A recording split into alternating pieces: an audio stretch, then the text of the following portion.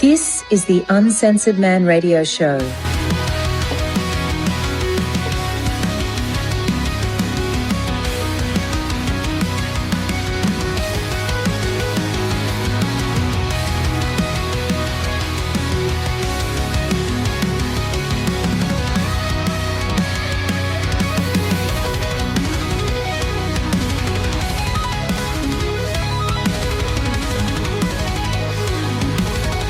This show contains adult language and content.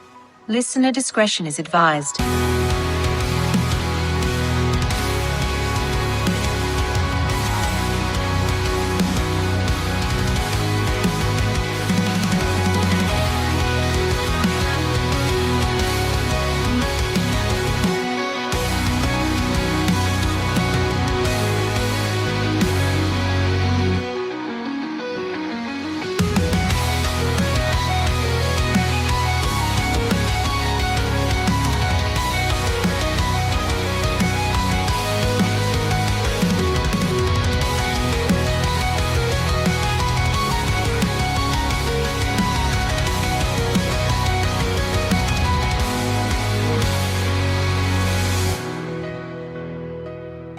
That's my favorite part.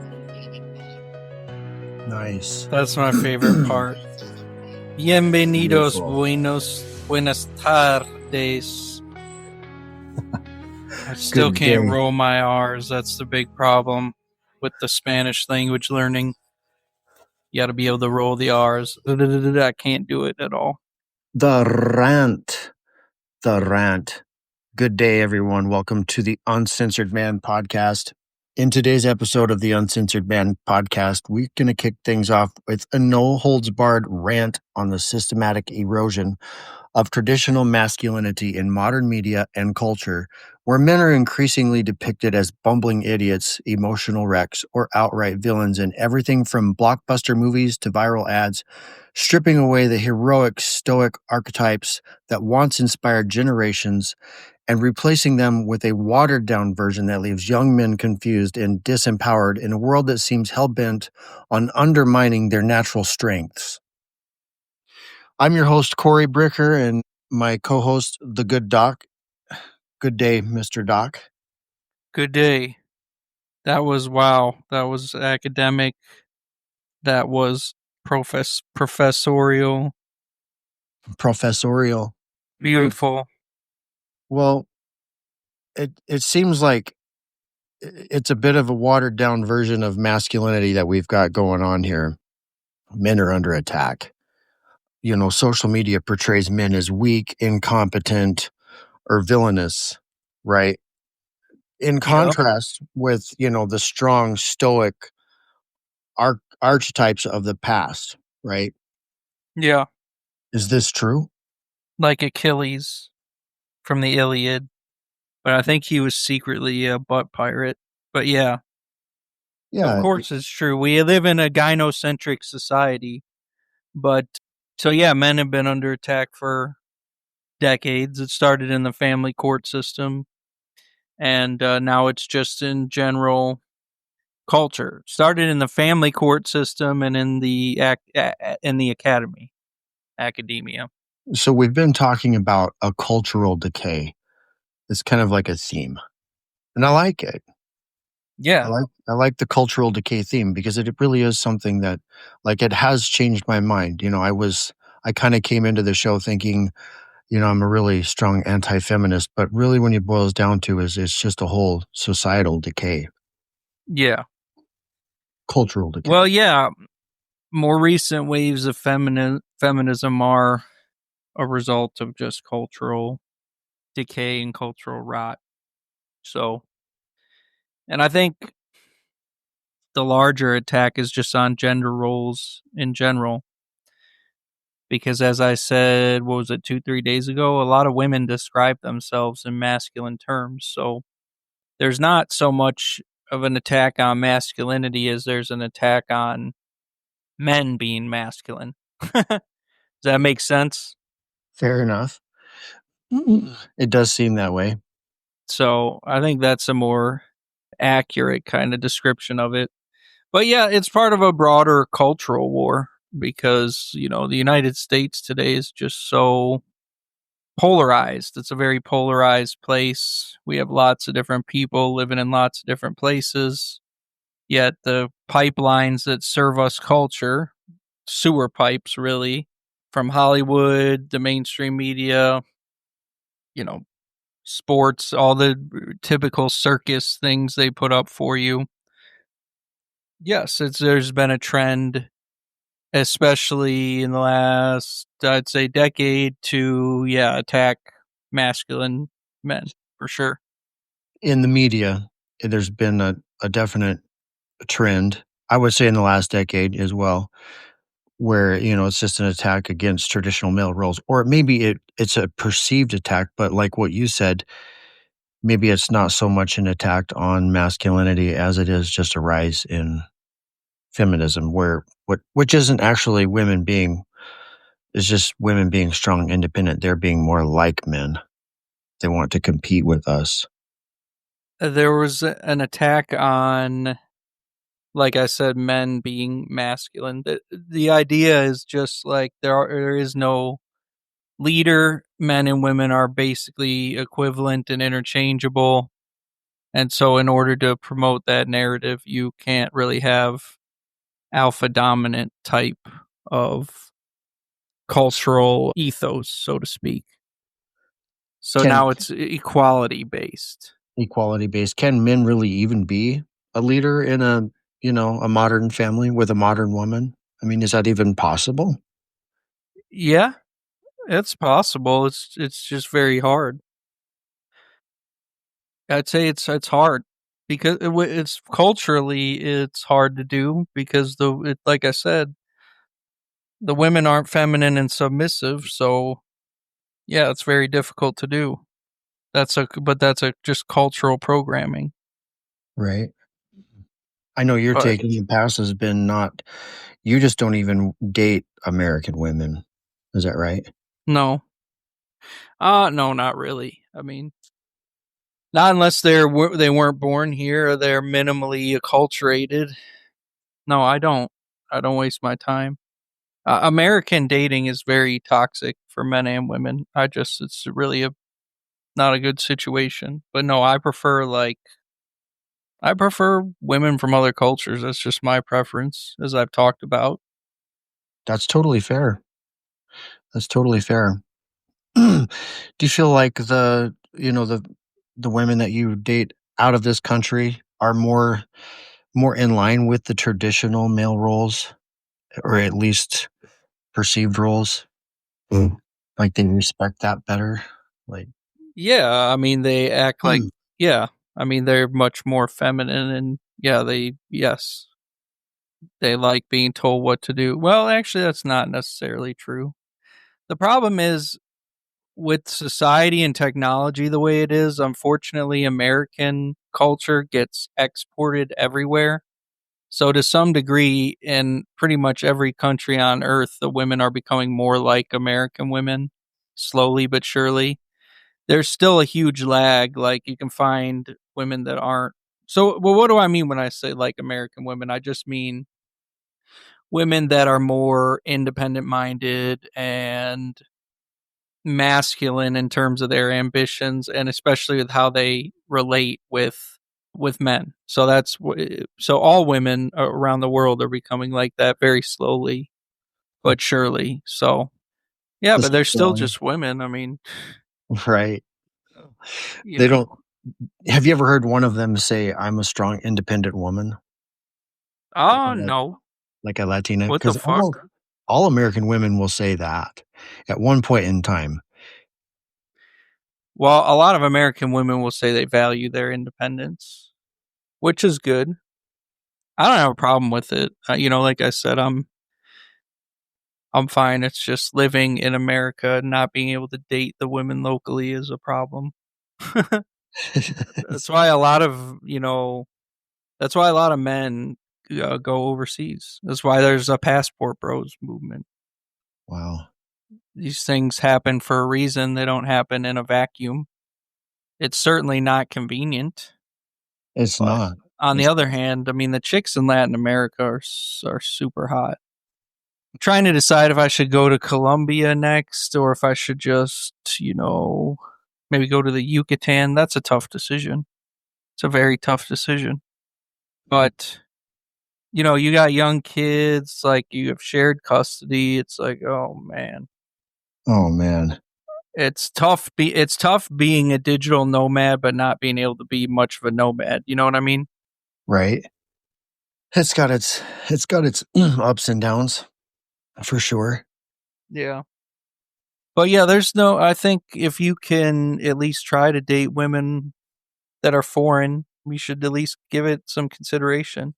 Everything today is just black pill and doom and oh, I'm just lonely and I'll just be lonely and that's it. And it's like, I don't know, man, just put in some effort. Someone's got to fuck these hoes. Might as well be you. Just, I mean, there is hope to get, you can definitely bang some American chicks. I mean, it's not really like optimum. It's definitely not biblical, but I mean, if you're lonely and you want some action, I mean, it can be had.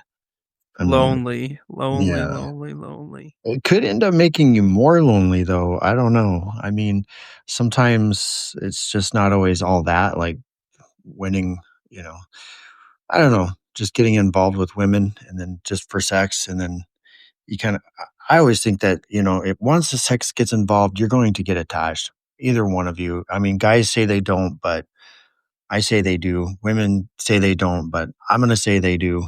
And so anytime you like have a falling out, it always just lends itself to more depression, more Well, loneliness. casual sex, even just one encounter, involves feelings and there's long-term implications for that. It's not, no, there's no such thing as meaningless sex, in other words. Very good point. So, yeah, that's a myth. That's a feminist myth, actually. There are a lot of feminists in academia that think that hookup culture is very good for women, even though it's decidedly not good. Like, for example, casual sex is like one night stands are typically very bad. Women almost universally regret having them.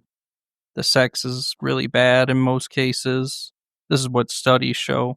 It ends up being a bad experience. So, but we have a casual sex society. That was one thing that was crazy when I started dating after my divorce is how many chicks would like sleep with you, but then Mhm. they like not want to talk to you afterwards. Wow. It's crazy. That's a crazy concept because women usually do get attached. Like they usually, I don't know. That's a new thing. But you think of being ghosted after you bang a chick, like that girl. That's a chick you definitely don't want to be around anyway. If she's like that, if she's that casual. Yeah. Well, you know what they say? Anybody that has sex on I don't know. That's what I've always heard. Never have sex with someone on the first date that you actually kind of like. Mm. Have you heard that rule? I mean, I've heard all kinds of gay rules from like all kinds of weird people that get no pussy. Like all these trad casts, like Matt Walsh and shit. No, I don't. I mean, I've heard all kinds of things. Obviously, I try to smash on every date. So, Well, am I always successful? Of course not. But I'd rather go down swing. I always try. You always. That's part of being. Yeah, I guess I always try. I can't remember the last time I said, you know what, I'm not even gonna try. There that's probably was a time. I don't know. What I do know is if a chick puts in her Tinder profile that she's not down for hookups, then she's definitely down for hookups. There's like a law, I think. You think so? Yeah, So, the more they talk about how much they're not down for it, they usually are. So mm, that's like an inverse. Well, I guess that's yeah. So it's a red flag, but depending on what you're looking for. Yeah, those are the easiest chicks, well, but that's yeah, it's a interesting. humiliation ritual. Dating is. I mean, it's pretty demasculating, I think. I It mean, is overall, emasculating. It's But very emasculating because even if you can hook up with someone and then like there's no, I don't know, there's just nothing to continue on with.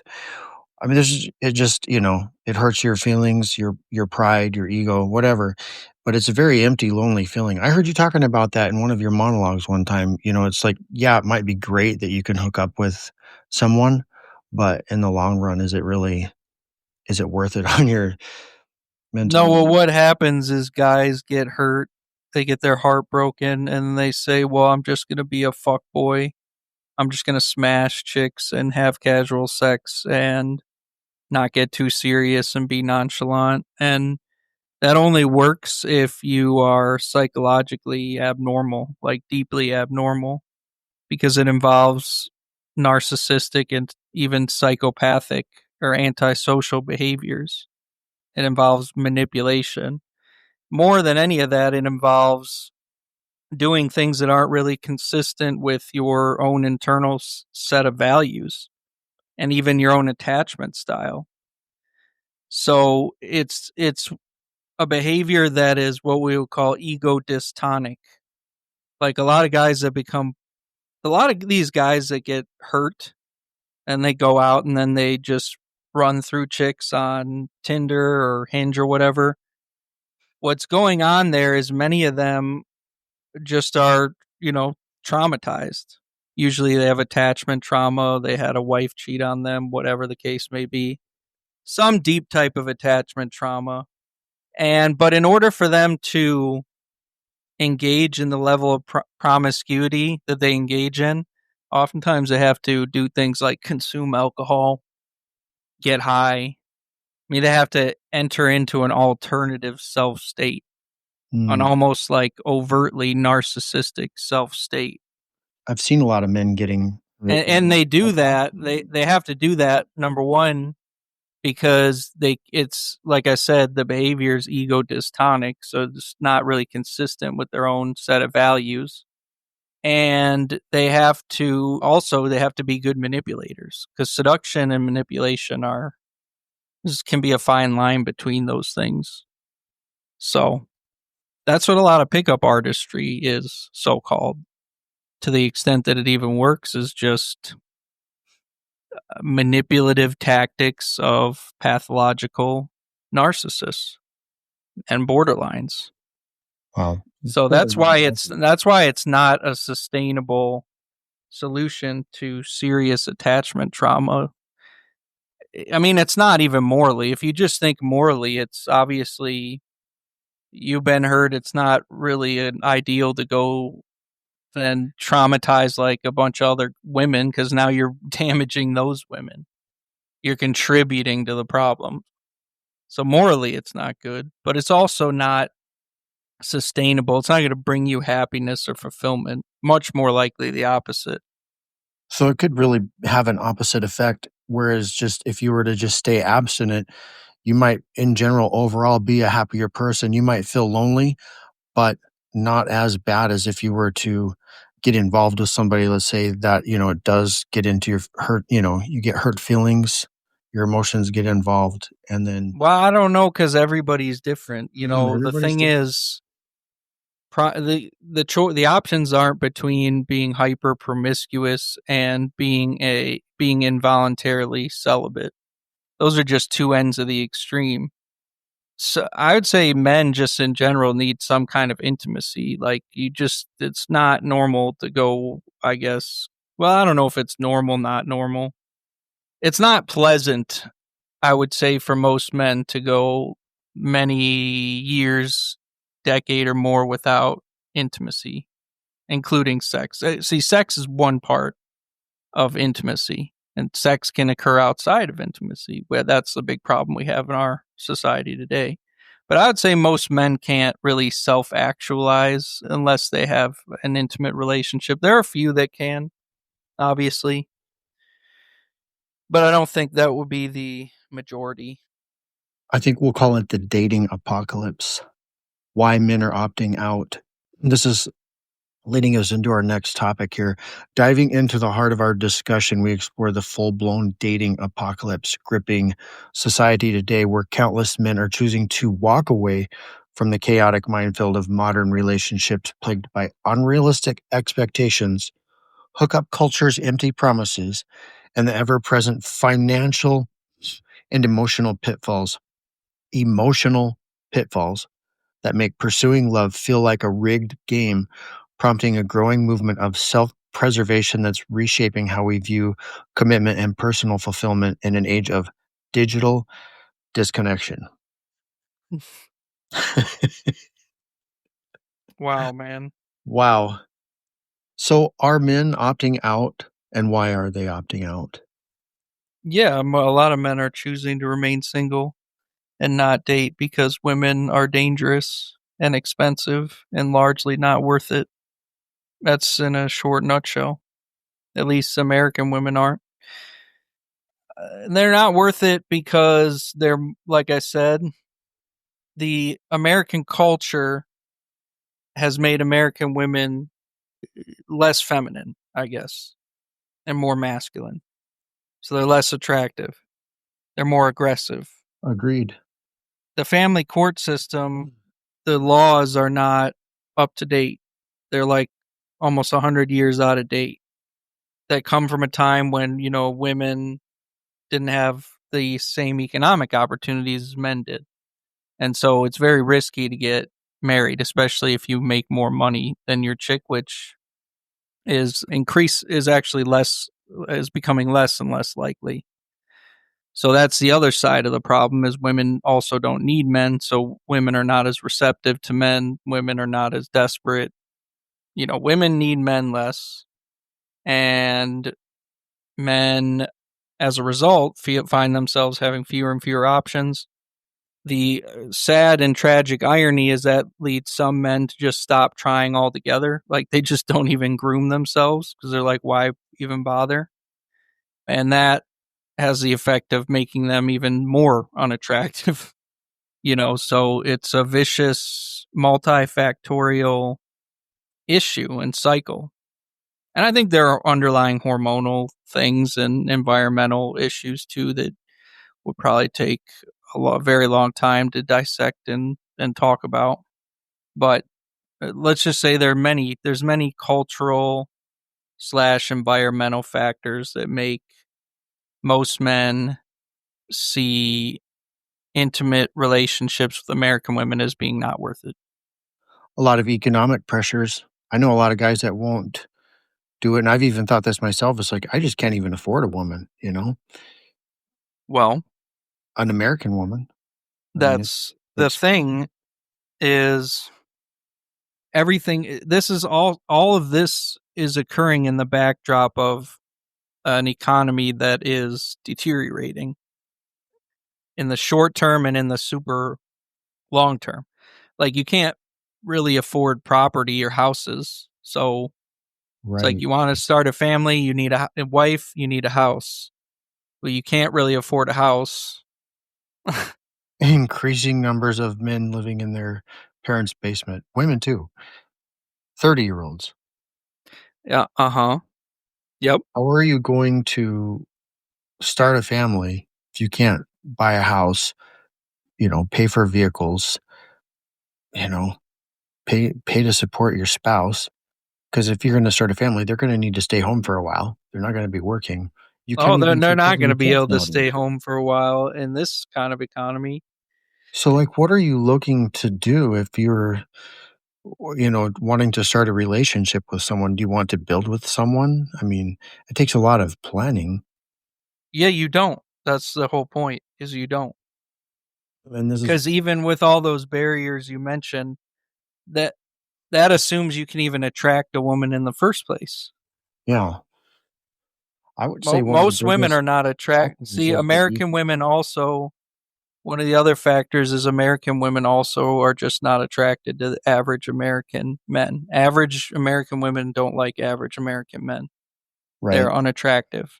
There's even some social psychology studies that interestingly suggest that women sometimes don't even perceive average appearing men. or men who are under a certain height. So, And yeah, often you're not I mean, reaching there's it many things going off on. right out the gate. Well, there's just many things going on. So it's the average man is invisible, but the men who are visible just have lots of options. So they don't really always settle for just one option. Right. There's a lot Sometimes they will. dating Sometimes they will, for though. men. A lot of fear of rejection. Well, when Tinder added the height filter, that should have been the very obvious. A lot of fatigue. Even though it was already obvious beforehand, the dating apps aren't designed for men to actually match. I mean, they're not. So do they have a weight filter yet for the women? No, they would never add that because now they get money from women. I see. Men will still pay for it, but now more women will pay for it because I feel like they waste less time. There's very few women on these apps, by the way. The male to female ratio is very, very, very high. So, it sucks if you're an average guy. Really does, I guess. It really does. This is why we exist on this show. I think is the average guy is probably, our main demographic. There's a lot of that, guys that are crushing it. They probably don't really need this information, or they're probably not listening to our show, but I could be wrong. No, I doubt that. I think we're going to have people from all walks of life. Hopefully even chicks will listen to it. Who knows? Oh yeah, for sure. Absolutely. Chicks are welcome to listen. Absolutely. But those are the issues and the problems. So, and it's getting crazy because even average guys today are trying to make themselves more attractive. That's what you hear about with this whole looks maxing trend. Looks maxing? Yeah. People trying to do cosmetic shit to make themselves more attractive, have a more masculine jawline, be thinner, whatever. Well, yeah, I think how they groom themselves than ever before, and their self-esteem is just at an all-time low. As a man, if there's an epidemic of single male loneliness, and the average man isn't even perceived by women, I mean, what does that do to your morals and your self-esteem? I mean, a lot of guys are walking around with their heads down low. Yeah. Well, the looks maxing thing is just trying to be more attractive. It's a problem focused solution. I don't think it's the greatest solution. You can go way overboard with it. Although I'm a little hypocritical because, for example, I get like Botox. I guess I do looks max. I've been doing it longer than these fucking Zoomers have, though. Well, just not to the same quite extreme that they do it. You got guys getting like plastic surgeries and facelifts, deep plane facelifts and shit. The worst thing is the height lengthening surgery. That's fucking horrible, though. To feel like you're too short, and that because it's such a limiting issue. I'm almost 6'3", so really. I didn't realize until this whole red pill shit how rare that was.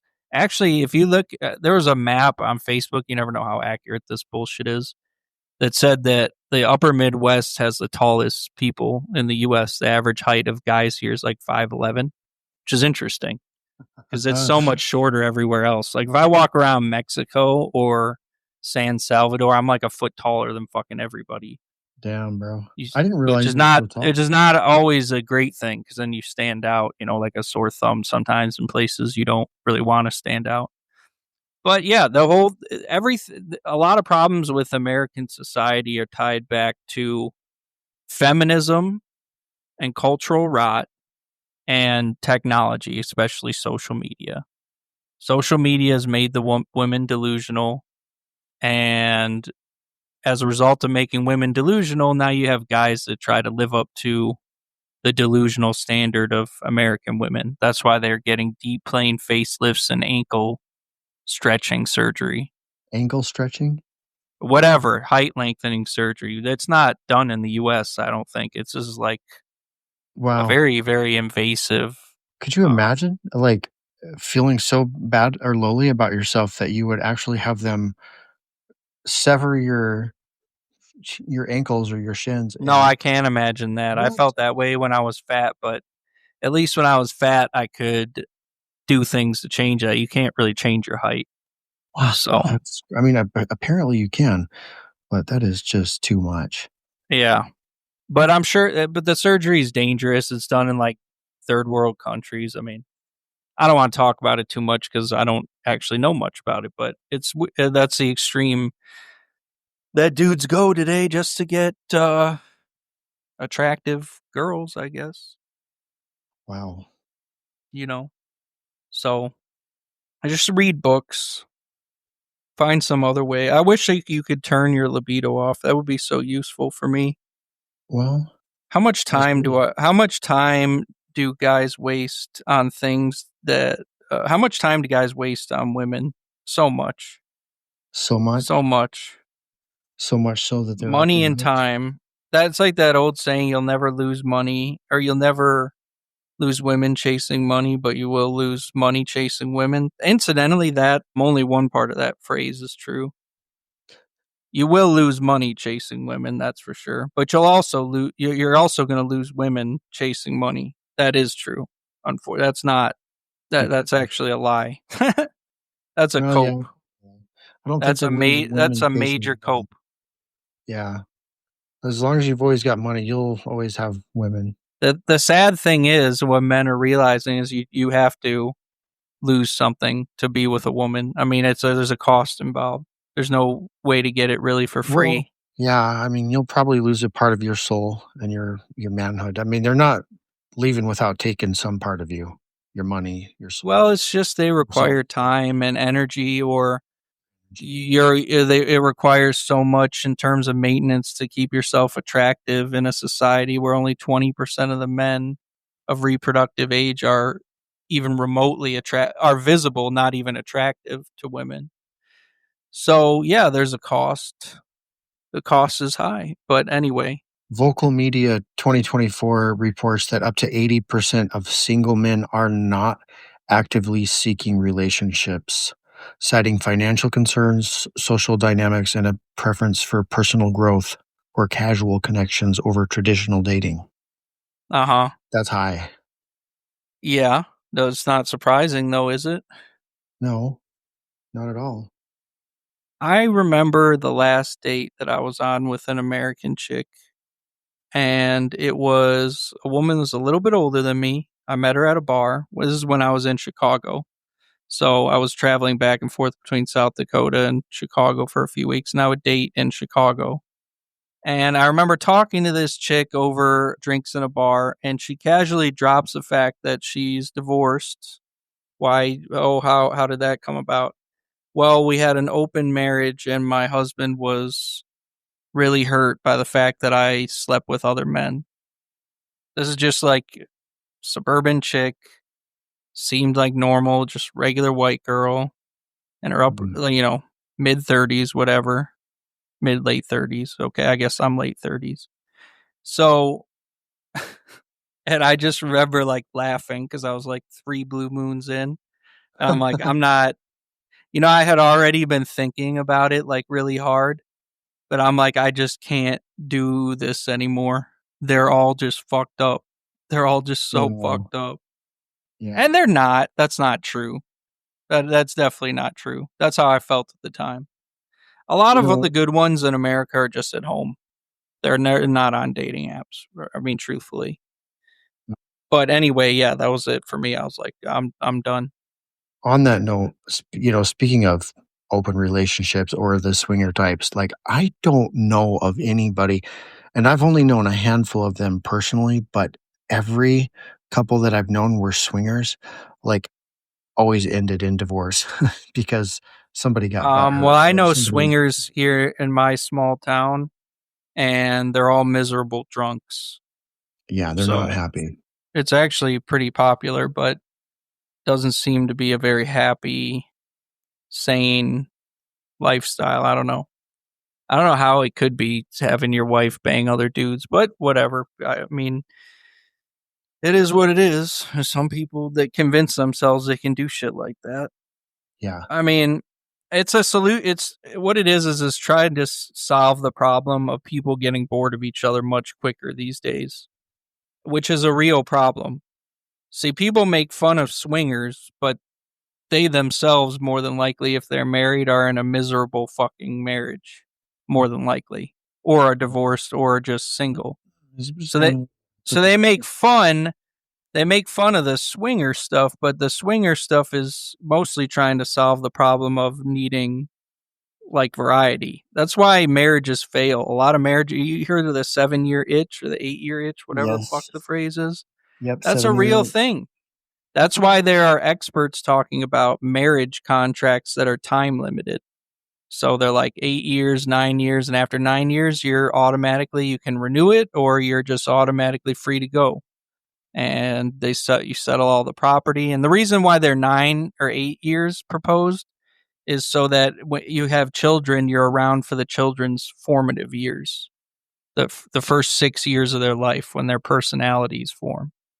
That's what I believe Carl Jung called the years where you form your constellated self. So that's why it would be short term like that. Now, something like that does need to happen if the institution of marriage is to remain even remotely relevant. Otherwise, guys are just going to continually not get married. The only ones that are going to get married are the ones that are really stupid or have no money themselves. They're marrying chicks with money, in which case maybe that's a smart move, but that's what's going on. Hey, could you imagine? Okay, kid, you're 7. Adios. Well, that's what happens anyway. It does. That's what happens anyway. Better that it's planned than unplanned. I mean, if you imagine you marry someone on an 8-year contract or whatever, you just, as the years go by, you negotiate and talk about it and see, like, is this working out? Is it not working out? See, a lot of boomers say, oh, you just got to date and do courtship for a long time to really know that you marry the right person. Like, how many people go around saying you need to make sure that you marry the right person, or marrying the wrong person can ruin your life? That's the dumb fucking advice, because the fact is we change throughout life. We're not the same people when we get married as we are 10 years later with 2-3 kids and all the, traumas and vicissitudes of life that we suffer in between, when we're at the altar and a decade later. Like, people are different. They change. So it's not possible to marry the right person, quote unquote. Suppose it's possible to marry the wrong person right off the bat, but you can marry the right person and then they just become the wrong person. Or they are the right person and you change and then suddenly they're the wrong person for whatever you become. And we're shaped by our environment and by the incentives that society offers. So part of the thing is also, if you're in a traditional lifelong marriage contract, under the current laws of most states, that greatly incentivizes marital dissolution if there's a party that can gain financially from it. And usually there's one party that gains significantly from it financially. What happens to average people most of the time is both parties just become poor, which, both parties, their living standards just go down. That's what happens in most cases. But it can be the case in select cases that, it's usually women 90% of the time get significant amounts of alimony and financial support with the ability to branch to new mates, so. Let's shift gears a little bit here. Back to the perspective on man keeping. You talked a little bit about that in one of our last episodes, and like this so-called emotional labor women claim to shoulder in relationships. Is it a legitimate grievance or just another narrative shifting the blame onto men? Can you unpack that a little bit? Well, for example, the manskeeping term, I think, that comes from an article. I can't remember. It wasn't in the Atlantic. It was in one of those popular periodicals that people refer to for major cultural things. So it wasn't the Atlantic, but it was something similar to that. And it referred to the phenomenon where women feel like they are with men who lack agency. So in other words, the women are acting like mother figures to them constantly, doing their laundry, picking up their clothes, reminding them of things. It's like a picture of toxic codependence. That's what it is. And Toxic so that spawned, like, codependence. there's trends on TikTok, for example, where the really famous one is a dude wearing a pink tutu, like a ballerina outfit, while the woman like walks next to him carrying like a huge luggage bag in one hand and an infant in the other. And the dude who's in the pink ballerina outfit is like sipping matcha, and he's like, "Hey babe, where do we have to go next?" Or like, Wow. he's holding an umbrella but only covering himself, and he's like, "Sorry babe, I don't want my matcha to get wet." I mean, they're pretty funny, they're like AI videos. That's But hilarious. but yeah, The so what article is was that? from Is the that article real? was from this journal, Psychology of Men and Masculinities, by Yeah. Angelica Ferrara.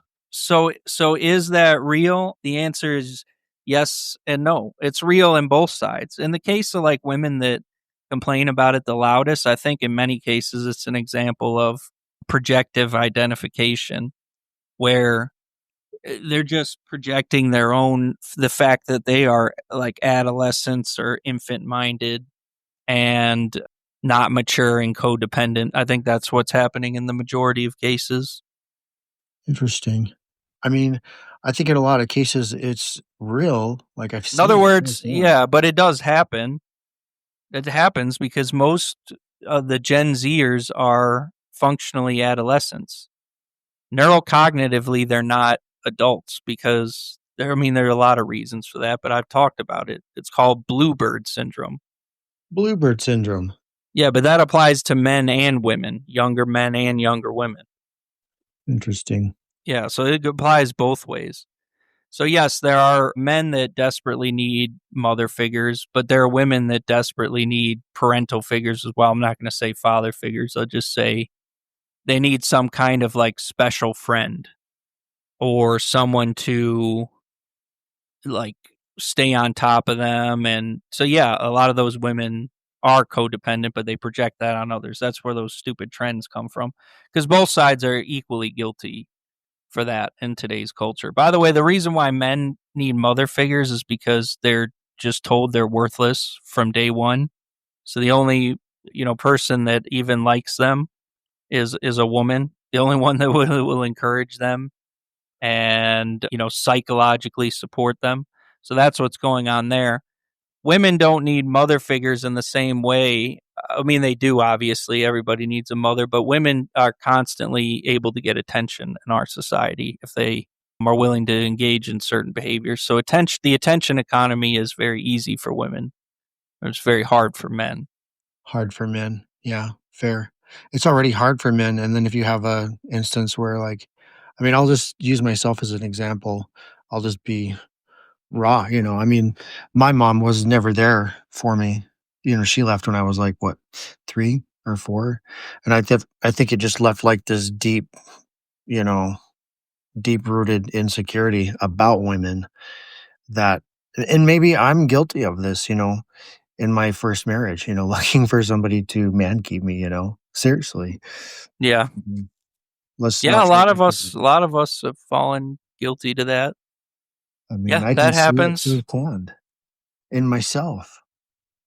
The other thing that is a little bit, I think, hypocritical about it is it's just a fact that both men and women, younger men and women, are becoming more narcissistic. So women do want beta losers. That's one of the things red pillars get wrong. Is the latest evidence is women actually prefer loser betas. They don't prefer dominant alphas, whatever that means. That's already a flawed concept.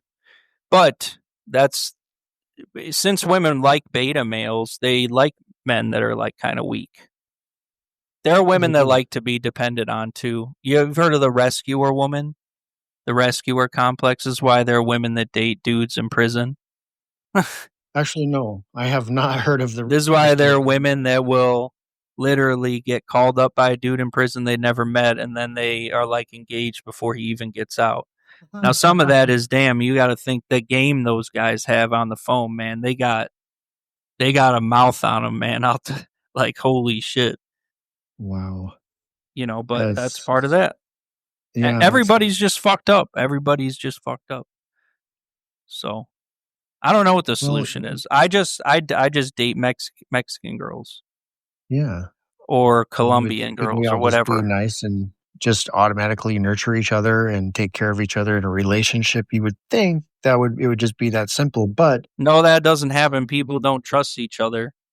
Men and women don't trust no, they each don't other. trust each other. If you have any kind of if you have any kind of experience, most women have a lot of experience with men. A lot of men don't have a lot of experience with women. But if you're one of those men with a lot of experience with women today, the one thing you realize is you just don't. You leave the bar of expectations really low, and you just enjoy the time that you're with them, and you try not to get too long term in your thinking. That's just Interesting. the sad truth. Yeah, you better prepare yourself in advance for a letdown. I mean, by just playing it safe, like what you just said. Well, a lot of people don't trust each other, so they do things like preemptive cheating, because having someone cheat on you for the first time is really traumatic. Oh, I mean, having it break up your marriage, for example, is really traumatic. So what that leads to sometimes is in your future relationships, you do that, to avoid, because you think like, oh, if I do it when it happens to me, it'll hurt less. okay. And a This lot is of people do that. That happens so much today.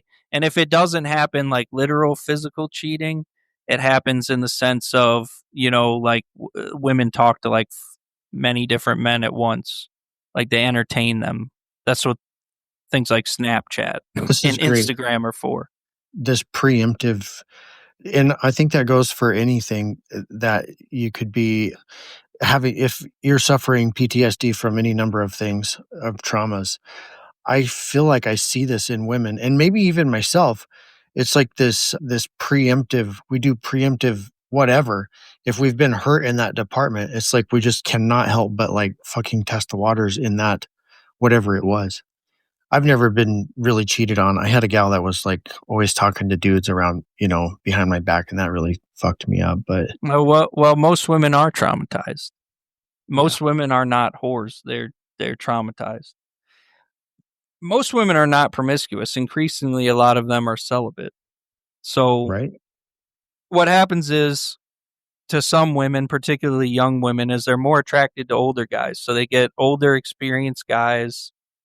They have, since the guys are very experienced, they get love bombed. They get taken out on nice dates. They get banged really good, which is in contrast to what happens when they fuck the guys their own age.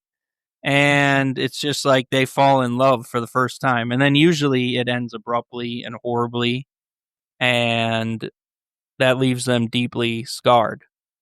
I mean, it's a seriously traumatic thing, Sounds really pretty horrible. traumatic, and a lot of them will just never date again. That's like a normal response to that. And why does it usually end so traumatically then?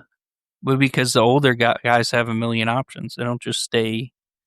So they just The hot, young, inexperienced chicks go for the older, experienced guys, but the so older, the guy experienced gets guys have bored. lots of options, so they don't stick with just one. He just gets bored with her, and then he's like, moves on. Bored or whatever, just never really committal. I mean, And that that's all. sounds You're gonna make me examine myself. It's just circumstances. I don't know what to tell you. But it's when you think about it, it's really, it's no wonder why women hate men so much. so Why some maybe women hate men so much. you They just have need to these remember that great not all men are options like that that. you're just letting go of. Actually, What's that? is that what you're telling me? Is like you have these, maybe you have some great options. You have these great options of women that are just like basically falling down at your feet, would do anything for you, and you're the one that's letting them go. Yeah. Yeah, in a way. I mean, usually it's not even letting them And go. they're not doing anything It wrong. it's just more like not just falling out of their life, I guess you could say. Yeah. So it's not like I'm gonna to call and break up with her like we aren't anything. We never, we never decided had an exclusive relationship. So it's like, what do I need to tell her? Nothing. All we're doing is going from one meeting to the next. So it's just like I just don't schedule the next meeting. But at the time I make that decision, I'm not thinking there won't be a next meeting. It's just I'm thinking, well, at some point in time, I'll meet up with her again. And then it just, for whatever reason, never happens. Frankly, that's usually because there's just other chicks, other things going on. I mean, it could be a million reasons. It could also just be an act of self-sabotage. A lot of guys that are traumatized self-sabotage their relationships. They don't think they're worthy of love or whatever. I mean, that's a whole conversation, but that happens too. Yeah, I So kind of see people this are just happening. messy. They're messy. There's something to this self-sabotage, though. I can kind of see it happening. I've seen women do it, women that I've dated, just self-sabotage. Like they turn something out of nothing. You know what I mean? They're trying to like, Men and women constantly self-sabotage. yeah. Yeah, that's part of the culture. That's part of the culture. That's a culture that's becoming more narcissistic. Narcissists are self-sabotagers, but even subclinical narcissists can be. Self-sabotage is very common when it comes to intimacy because people get traumatized and it leads to a cycle of trauma in other people. One thing I've noticed is that there's The- usually always one party that's more self-centered than the other. And it's like, there's always one that just does like all the talking and needs all the attention. And the other one is just, it can go vice versa. But it just seems like selfishness and self-centeredness is at the root of the problem for most of these things. And most of the breakdowns or breakups, somebody's just entirely too selfish and it just leans one way. It could go both ways, men or women. Well, I mean, there's always imbalances. People in general are just way more selfish and inner looking than they are able to have normal relationships. And I can't really expound too much on that, but that's just what it seems to be the case. People don't know how to relate to each other, really. And it's no wonder today because you see kids, what do their parents do? They don't even talk to the fucking kids. The kids are on the devices and the parents are on the devices and they're all sitting on the couch in proximity to each other. But do they ever really interact with each other on a meaningful level? So it's like this is the level of interaction people are being raised with today. So now, if you have an intimate relationship with someone where you're having deep conversations and really empathizing with them and trying to see things from their perspective or whatever, understand their grounding and footing in life, you're just not equipped to do that. Not equipped. Well, that's a good segue into our closing chapter here, the red pill reset. And I know you're not a red pill guy, but I feel like there's some things here that can help, with if you're just kind of like stuck in your life here and you're just like swirling in chaos of this cultural degeneracy that we've been talking about, the device addiction, social pressures. What's a blueprint that can, I mean, I guess you don't have to call it the red pill reset, but what would you say is a good blueprint for men, to kind of Don't be ambitious. Just Don't be do what makes you happy. It's like Richard Feynman once said. He's one of the greatest physicists that ever lived. He said, "Do whatever makes you happy, and what you have to do to maintain minimal, whatever other activities you have to do to keep society off your back, do it to a minimum." So in other words, don't live to work. Just find something you love doing and make that your purpose. I mean, that's the opposite of a lot of red pill shit where it's just like chase the bag and suffer endlessly. And I don't How think can you that's say that, really Andrew the Tate? key. You need to suffer. Well, there is a lot of truth to that. I mean, what you should do is just the activity I talked about a while ago. Just figure out what the minimum you need to be happy and then what the prerequisites are for getting those things and then just do that. Just blindly stumbling from one get rich quick scheme into another is not usually going to be the right move, This makes me think of a podcast I was listening to the other day. Do you know Alex Hermosi? I heard the name, yeah. Alex Oh, yeah, Ramosi. he's like a marketing guy or something? Yeah, he's a big time influencer. He wears that stupid nose strap in his videos. Looks super gay when he puts it on, but I mean, he's this big buff dude and he's like this multi-gazillionaire, and he came from, living basically, couch surfing to multi-gazillionaire now. But he got rich by opening fitness clubs. And so he's got like this whole arsenal of fitness clubs now. I don't know how many he has, He's but he one of just those started. guys that advertises courses and shit like that, right? Yeah, I don't know if he has courses or not now. I just know he just talks a lot on the internet. I'm sure he's probably sold I would insurance. just be careful. Stay away from self-help gurus and self-improvement Oh, I'm gurus. not pitching his stuff. What I'm getting at is one of the things he talks about in his episodes, right?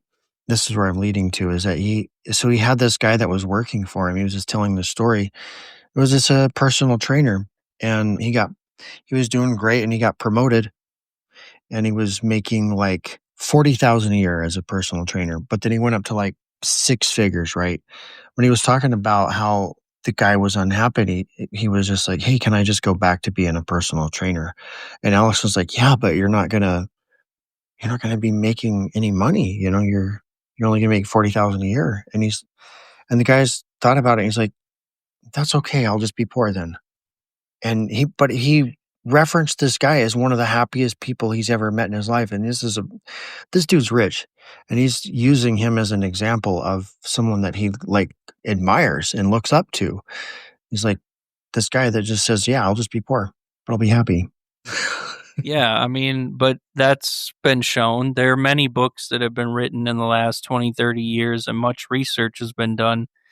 Your income only up to a certain very low point that people far lower than people expect doesn't really add to your happiness the more you get above that. So somewhere in the low six-figure range, you max out your happiness. Maybe it's a little more today because of inflation, but even just going from like 50 to 75,000 or whatever, I mean, it's still, it does, more money does not add as much to your happiness as you think long term.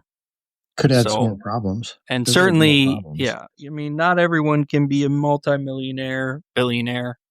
These are just lies and fantasies that are sold by people who are millionaires and billionaires who know very well that most people can't be those things and will never be those things. And so, yeah, just I would say abandon your garbage fantasy world and live in reality.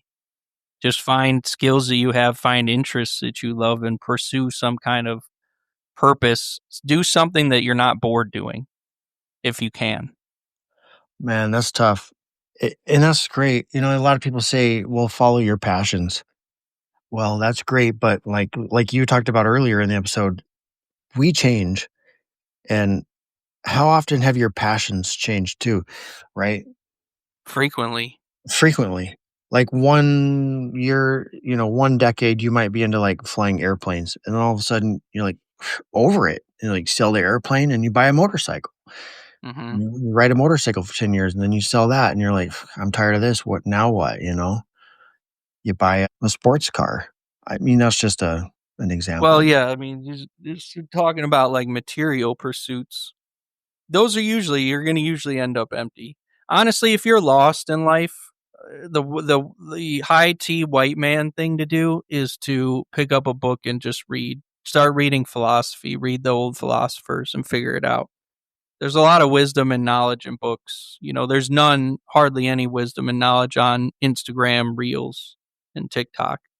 Oh yeah. So if you're having an existential crisis, then go read the men who spent their whole lives thinking, talking about it, who have IQs that are 50, 60 points higher than you. Do that and then try to figure it out. Don't watch fucking YouTube videos from guys that are billionaires selling courses.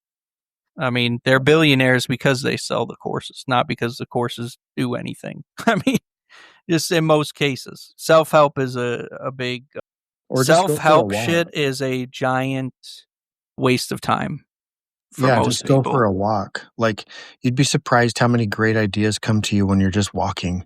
Like, it's overlooked. but just go for a walk. Just walk. Like You'd be walk. surprised how many great ideas come to you when you don't have your phone. Yeah. That's most people just need to get rid of their phones too. Or Yep. You keep need it to away from detox them from all your day. phone. It's true. But anyway, that's what you have to do. I mean, but as far as we went up from several topics, one to the other. But the key I'd say to all four of them is don't live in fantasy. There's a huge tendency in American culture for us to live in fantasy and to be narrative based as opposed to reality based. So, for example, Trump fired the chick who released the jobs numbers that were shitty, not because she made them shitty, but just because they are really shitty. We have a tendency, we don't want to deal with reality, so we blame the messenger. That's one sign and symptom of a failing society. All you can do is live in reality. So the reality is a lot of women in America are deeply damaged and traumatized. They're not going to be wife material. That's just a fact. You can Can you deny help it, them? you can be sad about it, or whatever. You can go be a passport bro or just be MGTOW or whatever, but please don't delude yourself into thinking that your average 30-year-old divorced single mom is psychologically healthy that you meet on Hinge. Like, please don't make those mistakes. Just live in reality.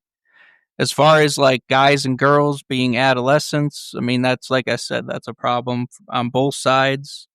Young people today don't grow up as fast. They're highly coddled, highly infantilized.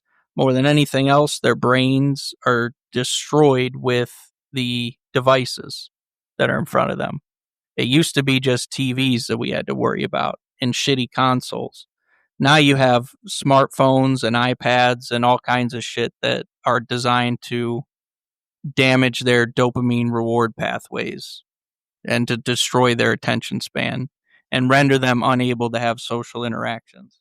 So Is that what the video games are doing? all these things are compounding pre-existing problems. So don't, like I said, when you deal especially with younger women, Gen Z girls, like just reality based. It's just, enjoy the moment and don't get your hopes up too high. Manage your expectations. You always break your own heart. And stay And, safe. and don't be a pussy yourself. Grow up, manage your problems, don't just ignore them. Be an adult. Foster good Try to get relationships. on your own feet as best you can. Don't Foster good retreat. relationships with good people. Don't retreat into the world of video games and neat bucks. Video I'm going to games are say just don't as do bad that. as You'll being on probably the be phone all miserable. day or scrolling TikTok. There's no If difference. you want to be a neat because you derive meaning from just putting a burden on society, I mean, I think that's fine. I'm saying that without irony. I don't think that's immoral. I think it's totally fine. What was that again?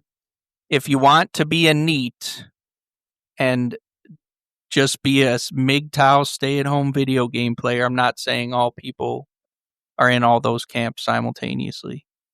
I'm saying it's okay to do that if you're doing it like with purpose. But if you're doing it because you want to avoid the world, I think that's deeply unhealthy.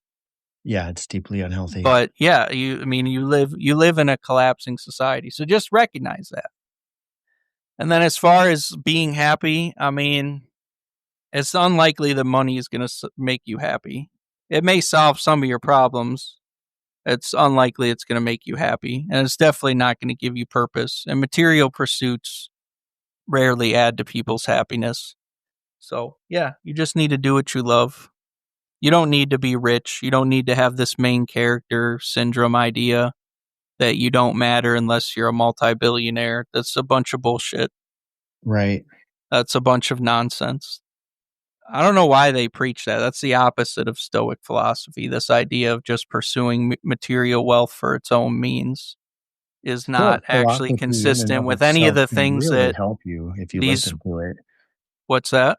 I'd say Stoic philosophy, it can really help you if you listen to that, like on YouTube. If you want a change of pace, you're just doom scrolling, put on some Stoic philosophy on your YouTube. Better yet, just go read the Meditations by Marcus Aurelius or the writings of Seneca. You can read it yourself. Don't even go on social media.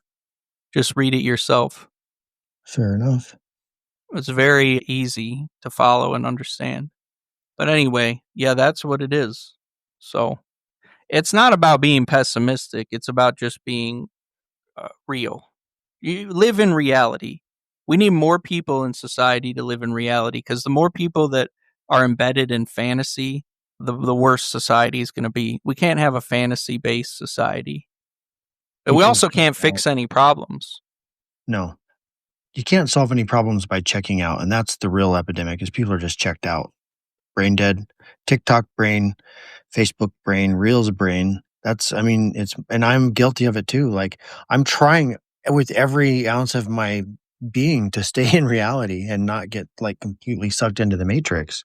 Yeah, you just got to get rid of put the device elsewhere. It's tough. It's hard, but you got to do it. I'm almost to the point where I feel like I might have to get a damn lockbox and just lock it up on a timer or Then do it. something. If you think you need to, you probably do need to. Right? It's got such a magnetic pull. It's wild. I just need work to pick back up. That's what'll happen here soon enough. Is this I do the seasonal work, and so it's like got these lulls. It comes and goes, and it's just like it's just in the lulls where it's like really bad because you know what I mean. I have all this extra time on my hands. Like I said a few days ago, spend Wow. less time with your phone and read books, like actual hard copy books, not on your device so you're not distracted. And force yourself to do it.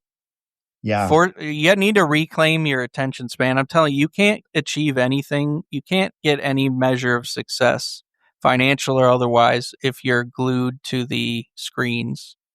If you're glued especially to watching social media bullshit. Do you hear that, guys? You can't achieve any type of success if you're glued to screens. That's a pretty stark.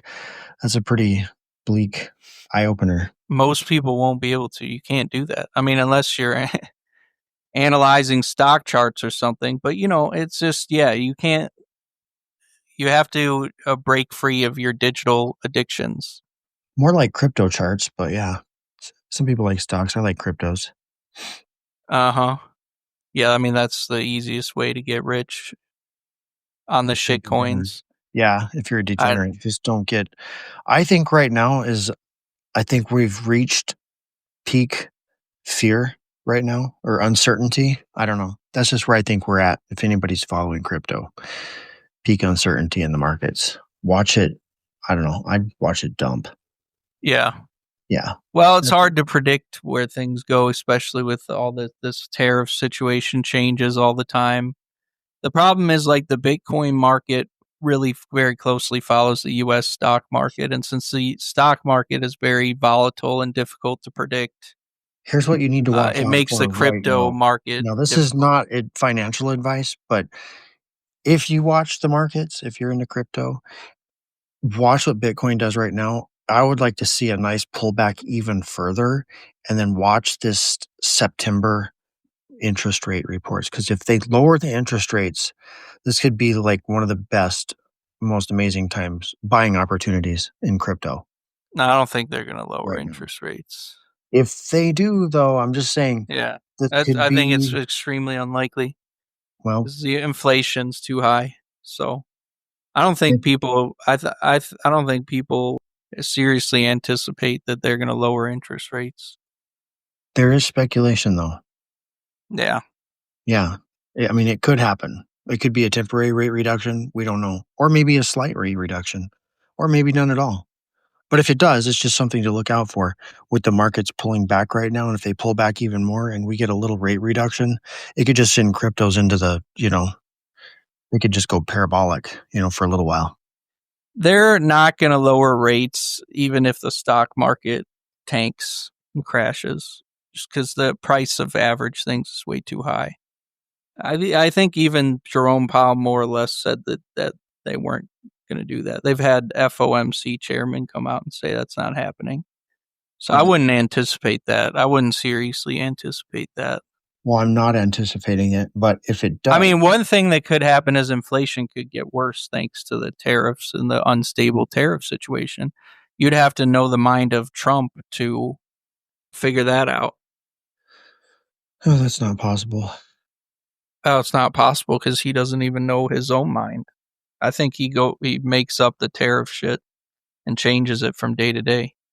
That's what I honestly think. What about housing? I've seen these new charts coming out. I don't have any data on that, but it's like The housing market is bad in some places and okay in others. In certain markets like Texas and Florida, housing prices have taken a really big hit recently. And the housing market is in a bit of a downturn, and it is suffering from the higher interest rates, obviously. But the inventories are so low. There's very few houses that are in supply.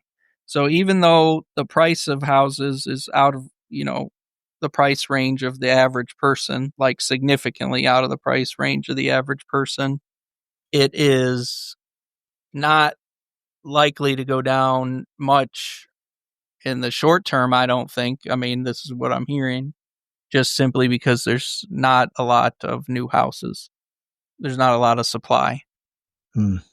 So they need to ban the big hedge funds from owning single family Yeah, houses. But they'll never do that. That's another thing. Like I said, this is another thing that's putting a lot of pressure on young people is the fact that there's this older generation, and most of whom run the country, are completely and totally unwilling to solve problems that are crushing the younger generations. And they're obviously the property owners. I'm sorry, that's a fact of reality. yeah. Well, this is why people are living in their parents' basements. Well, it's nice of the parents to let them live there. That's very nice of you, Mom and Dad. I mean, on the other hand, yeah, I want to get a condo on a beach somewhere. That sounds more like Maybe it. in Cartagena, that'd be nice. Well, Would cost me a fourth of what it costs to rent something in just a regular city. Not even that. wow. So there are options for people if you're creative. This is the age of action. There are opportunities, and you can live a good life, but you got to avoid more things today to be happy, I think, than you do to actually get things. You need to avoid toxic people, which means by extension, you have to avoid social media as much as possible. And you need to engage with reality. Like, stay away from most media, just read books, socialize with people. And socializing is important unless you're a schizo. Socializing is really Socializing is important. important for your mental health. It's also important for your sense of self. If you're just isolated, I mean, you can really retreat into yourself That's a what I lot. do. That's what I do a lot. It's a sickness. Good for It's you. bad. You know I what? If that's a problem, specifically just have to make download a language learning single app. day.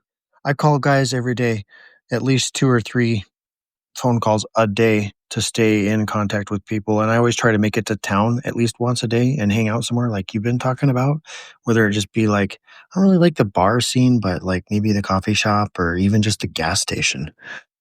If that's a problem for people, just download a language learning app and do language exchanges with strangers. That's good. I think every young man, what I would do is read philosophy, honestly, every day, and study a foreign language, become fluent in a foreign language. Study If you're really philosophy young and if foreign you're really language. young and want to get into it, learn Mandarin. That's going to be the most useful language in the next, Why is I that? think, 50 years. Chinese, Mandarin, because they're the economic superpower. I see, because they're taking over. Well, they already have taken over for the most They part. have. They're in the process of taking over. So there's going to be lots of opportunities in Asia. So if you're young and enterprising, that's what I would do. Have you been to Asia? Not in a while, Yeah. not in a long time, but That that's just what I made me do. think of their culture over there. What is Now you have to talk to someone who's more familiar with it. I know it's nowhere near as bad or as oppressive as the dumb bullshit in our media makes it like out to Asian be. women? Well, the thing is, in China, there's a dearth of women. Like, there's more men than there are women because they had the one child policy for a while. So sadly, I think a lot of girls were aborted. You know, Wow. so that's a problem. But that's specific to China. I don't know how.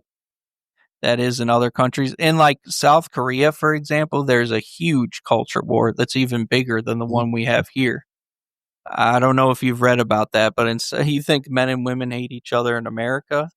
They fucking despise each other in South Korea. Their birth rates are through the floor.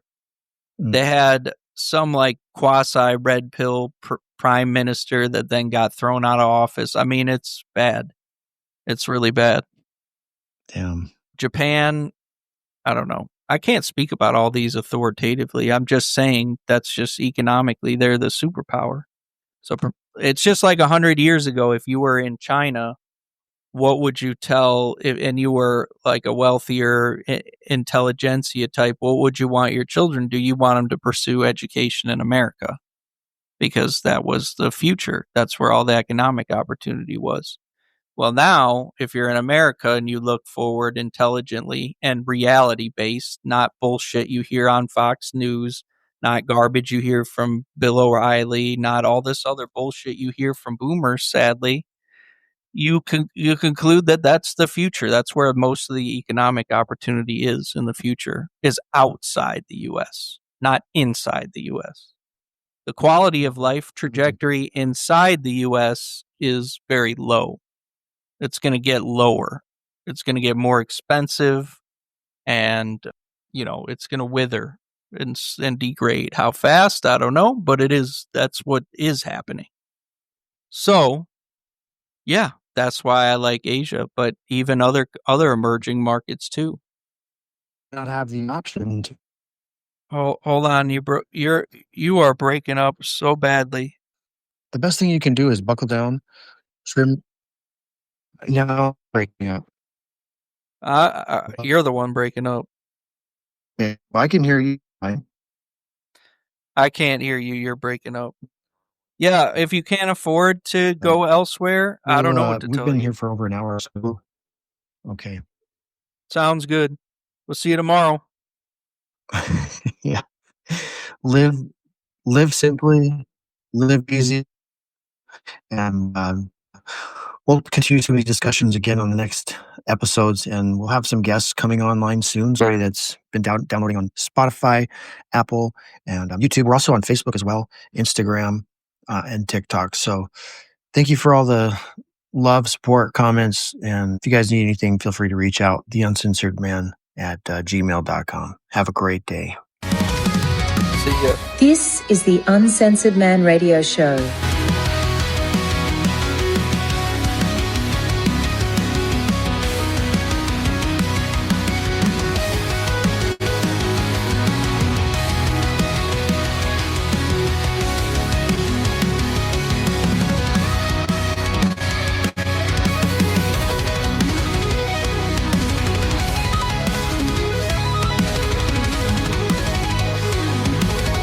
This show contains adult language and content. Listener discretion is advised.